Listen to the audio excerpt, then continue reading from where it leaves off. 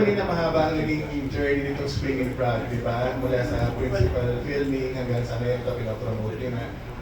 Bukod sa mga nakwento mo, ano kayo learnings mo as an actor sa paggawa nitong project na to?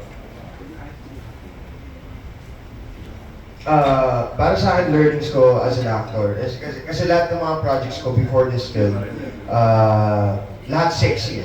Kung hindi sexy, kontrabida. Kung hindi kontrabida, may maling pinabalak yung character. So first time kong gumawa na isang pelikula kung saan genuinely mabait talaga yung character. First time kong gumawa ng pelikula na lover boy talaga yung character at walang inaapol na masama doon sa partner niya. So I guess, ang isa sa natutunan ko dito at isa sa mga naging challenge ng pelikula na to para sa akin is how to work my way around being a leading man. Alam mo yun, parang, kasi hindi naman ako sanay sa mga ngiti-ngitian sa eksena. Sanay ako sa nakasimangot ako, sanay ako sa, alam mo yung nang-aakit na itsura, ganun kasi mga ginawa kong films before. So since itong pelikula na to, bida pa, so naghanap parang, inaral ko talaga kung paano maging cinematic. Kasi kahit anong sabihin natin na dapat natural yung acting natin, hindi pa rin talaga pwedeng mawala na yes, dapat natural yung acting natin, but you still have to do it in a cinematic way. So there's a cinematic way of acting naturally. So I guess yun yung naging challenge sa akin is how to act cinematically and naturally habang nagiging lover boy. Thank you very much. Thank you. Salamat po. Thank you, Jeff. This time, well, we have a segment block. Can we have John Michael Bueno? Hi, Nay. I'd like to ask Lauren about this particular project. What took so long in releasing the film? Because I actually saw that you had your premiere like a year ago, if I'm not mistaken.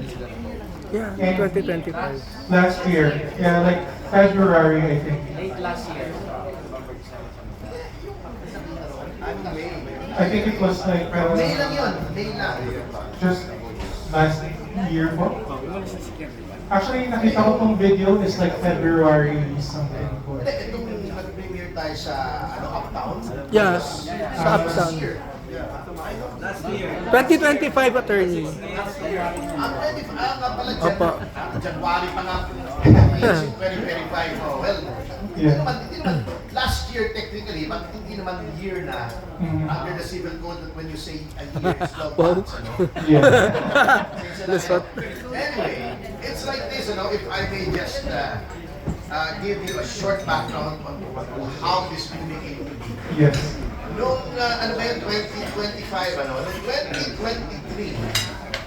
we were in Prague with former President Gloria Macapagal-Arroyo and her family. Okay. So, of course, being a former president, she was feted by the embassy staff. And then the Chargé told us the story of Czech women, a lot of Czech women falling for Filipino men who are living in Prague. And they were wondering why that was. Kasi sabi ni Chargé, ang dami daw gusto magpakasal sa kanya na Czech bride and Filipino groom. Sabi niya, I cannot perform the ceremony because I can only do it if both are Filipinos. Yun ang power ng Chargé, ng ambassador. Pwede siya magkasal abroad, basta pareho Filipino.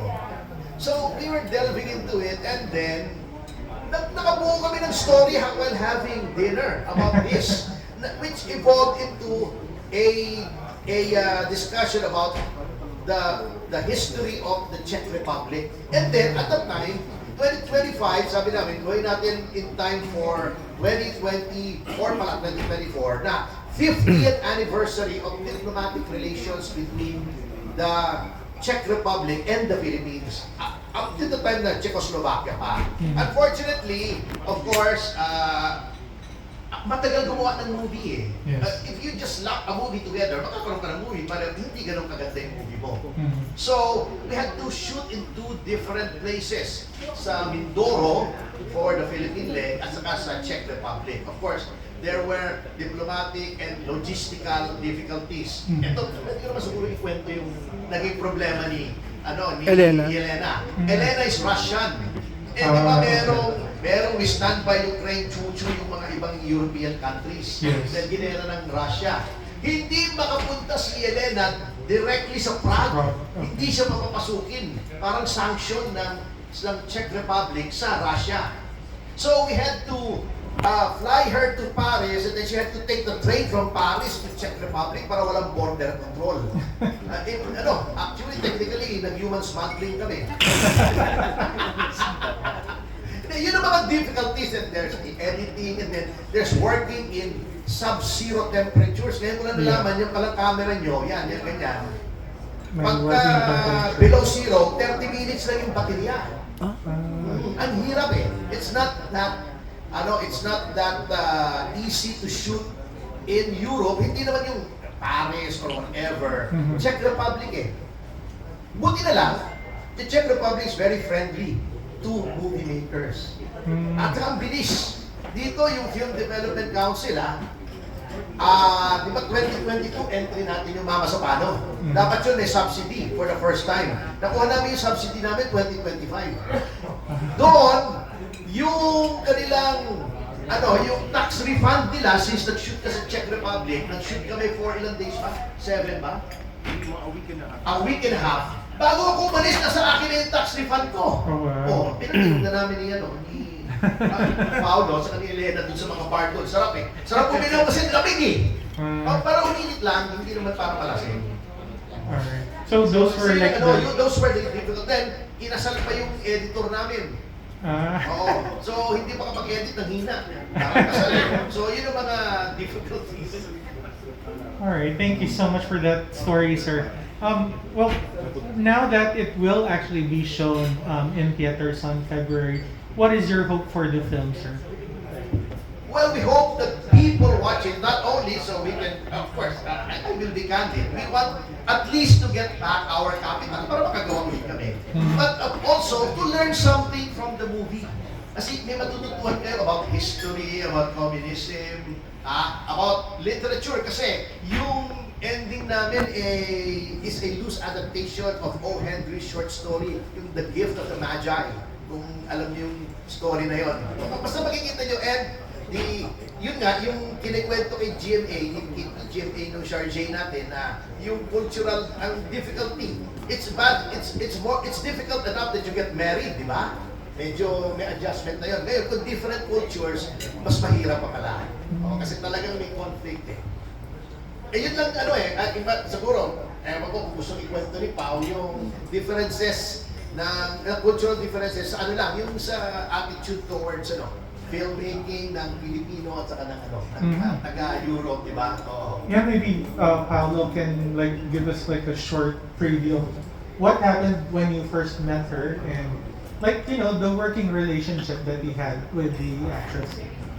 Working with Sarah, she was very professional. Hindi sila sanay sa delays, kagaya natin. Dito sa Pilipinas, sige, call time natin 7 a.m. Tapos sasabihin mag-start at 8 a.m. pero ending nag-start na kayo 10 a.m., 11 a.m. Hindi pwede sa kanila yun. Hindi pwede sa kanila yung delay because they are always on time. They come prepared. Halimbawa, nasa standby area si Sarah and then you ask her to come down. Sasabihin mo magre-rehearse na. Tapos pagdating niya doon, kunwari, hindi pa nagre-rehearse, nagsiset up pa lang, babalik siya sa kwarto niya. So, doon ko nakita, I guess, yung pinagkaiba kung paano tayo gumawa ng pelikula sa kung paano sila gumawa ng pelikula. Doon sa Prague, they would only shoot 5, maximum 6 scenes a day. And they'd spend let's say, siguro mga 2 hours on each scene. Kaya pag pinapaload natin yung mga pelikula abroad, kaya ganun kapulito yung eksena, ganun kagaling yung delivery ng mga artista, is because they work on one scene for 2 to 3 hours. Kaya pulitong-pulito talaga lahat. Unlike sa atin dito sa Pilipinas, one scene, we would shoot it in what? Maximum 30 minutes to 45 minutes. Tapos on the set na kayo magre-rehearsal. Doon sa kanila, 2 weeks before you start shooting, there's camera rehearsals, actor rehearsals. This actor rehearsal is kasama yung mga camp operators nyo. So, habang nagre-rehearse yung mga artista, alam na ng mga camp op kung paano yung galawan sa angulo. So, yun doon na natin nakita. And I think, it's something that we can take from them. We can try to understand. I think we should try to also emulate what they're doing. Kasi since ang ganda-ganda ng trabaho nila, kaya nga ganun ka-puliti yung trabaho nila, maybe it's because of something they're doing. So, ayun, yun lang yung comment ko about the differences in work ethic siguro. May mga, of course, may kissing scenes na nakita din doon. Yes. Does that go well with, of course, a foreign actress as well? Like, how did she take it that she'll have a kissing scene with you? It was walang problema. Nung sinabi ni Direk Lester na may kissing scene, for her it was nothing. Tsaka syempre, Czech Republic, mga open-minded din kasi yung mga tao dun eh. And I think, grabe din yung bansa na yun sa pagdating sa nudity sa pelikula. So, unlike dito sa Pilipinas, medyo on the conservative side tayo, sa kanila, they're more liberated compared to us. So, every time na sinasabi sa kanya na, okay, you guys have a kissing scene, okay, makikita mo sa mukha niya na wala lang sa kanya, walang hesitation, walang, ay, talaga ba, we're gonna do this now, wala siyang ganun. So, pag sinabi mo, go agad. So, did you have like a chef film crew? The total, like for production? Or I think, attorney, we had the location manager, no? We had a location manager sa Czech Republic. but the crew is Filipino? May Or mga crew din na pero it was like siguro mga sabihin natin 30% Czech, tapos 70% mga Pinoy pa rin. Kasi it was a small crew. It was a really small crew. Iilan lang kami doon eh. Director, DOP, cam-off. Yun lang eh, very, very pilila yung mga tao kasi we were trying to stay under the radar. Thank you so much. Thank you. Ako na po. Okay. Attorney, isa lang po yung tanong ko. Ito po. Attorney, bilang sorry. Hello. Jojo Paneligan from another vlogger. Attorney, bilang producer, palagay nyo gagawa pa kayo ng movie abroad na ganito ka-quality at kalaking budget considering na madami pa ding local films ang hindi nakaka-ROI. At ano yung paraan nyo doon para naman kahit pa paano makabawi? Well, the only way na makabawi ka is, number one, is ticket sales, of course, theatrical exhibition muna eh. Pero si Ate Lea, kasi si Ate Lea bahala dyan sa booking. O, galingan mo daw. Tapos ang daming platforms eh, like Mama Sapano, nakuha ng Netflix, then nag-renew sila. This is the second renewal na, so we're on our third year. And then, actually, may interesado na kumuha na another streaming platform. Kaya nasa Netflix na sabi ko, tapatan nyo na lang yung offer. Kayo na mag-extend. Kasi 50 years naman yan eh. Kaya nasabi ko, yung mga, we have to change our mindset about movies. Hindi yung, dapat kumita tayo pag pinakita sa pelikula. Kaya, gawin na lang natin, madaling ma-appreciate, medyo slapstick yung comedy, para ma-appreciate ang masa. Hindi na po ganun ang pelikula. 50 years ang na-property mo yun, yung pelikula. Hindi ka kumita sa theater, may streaming, pwede mo pang ibenta yung TV rights. Pwede ka mag-open ng YouTube channel eh, parang ginagawa ng Regal. Then palabas mo, kikita ka rin doon sa mga views eh. Maraming paraan. So, galingan mo. Kasi, a movie will always be there. Ako nga, nanonood ako sa YouTube, yung Ibong Adar na nga, nasa YouTube, yung restored version. Ang dami. Yung si Leopoldo Salcedo, ewan ko, kilala niyo pa si Paul Salcedo. Lahat ng movies noon, may social message. Yung Lupang Pangako, yung Moises Padilla story, lahat may social message, Ang gaganda. Hanggang ngayon, panoorin mo, magugustuhan mo pa. So, a movie is forever. Parang painting, di ba? Yung mga painting si Van Gogh, di ba? Hindi naman ang sala. Ang tagal ng patay niyan. Di ba? Sina Amor Solo, nai-enjoy pa natin. Ganun ang movie. You look at it from the point of view of the fact that it is a work of art that should be enjoyed by future generations as well. Gandahan mo, parang pag hindi, pag pinanood, 20, 30 years from now, itong pelikulang to, walang kwenta. Long-term ang outlook dapat. Nagkakwenta lang nung time na ginawa siya. A movie is forever. Do it like it's going to last forever because it will. Okay, follow up po, attorney. Naniniwala ba kayo na hindi na, sabi niyo na nga, gandahan niyo, no? Pero dito sa Pilipinas, star system pa din ba ang nananaig? Ultimately. Hindi naman mawawala. Kasi that's what draws the people in. Kami naman, hindi kami nagdi-depend kasi small outfit kami, hindi ba naman access namin sa stars. But meron namang tao, hindi ganun kasikat na tao, pero magaling din naman kumarte. Because ultimately, yung pag unang labas ng pelikula, the stars will draw the people in. But after 10, 20 years, wala nang stars, Tama. tapos na yung star, yung acting na lang ang natitira. Tama. And the film is the story and the acting. Yun lang ang pelikula, hindi yung star. Yung si Paul Salcedo, star siya noon. Natatandaan niyo ba si Paul Salcedo? Si Rogelio de la Rosa, si Rick Rodrigo, natatandaan niyo ba yung mga tao niyan? Wala lang sa akin yung nakakakilala niyan eh. Pero yung pelikula nila, panoorin mo ngayon, magagandahan ka, I guarantee you. Ganda. Salamat po. Attorney, paliwanag mo po sa amin, anong klaseng deal ang napapasok ng mga producer natin sa Netflix? They will buy the rights, exclusive rights to stream your film for 1 year, 2 years, bahala kayo kung anong gusto yung deal, for X amount of money. Ganun lang kasimple, streaming rights. Okay. And during that time, exclusive, di mo pwedeng ipalabas kahit sa sarili mong YouTube channel, except to promote it, di mo pwedeng ibenta sa mga istasyon ng television, di mo rin pwedeng ipalabas sa sine unless non-revenue. So, ganun lang yun. Yung costing mo more or less, anong range? Ha?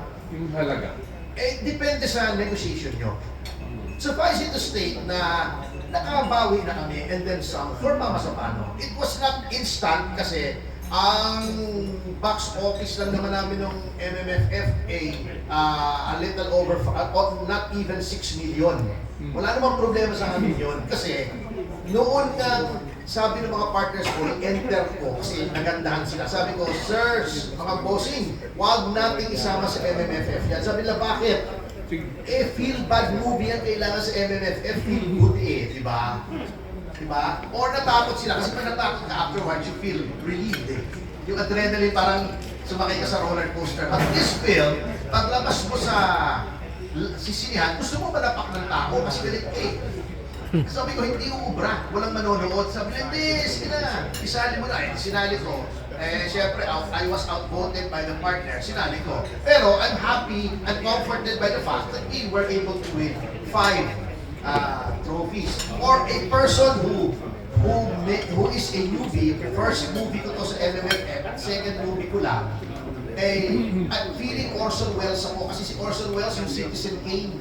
Unang-unang movie niya, pero it's now considered one of the 100 greatest American movies of all time. So, okay na sa akin yun. Sasabihin na beat na ako sa MMFF. Hindi binigyan lang ako ng parangal ng MMFF. Kaya lang, yung direction nila, walang mangyayari if that direction does not change. Ganun lang yan.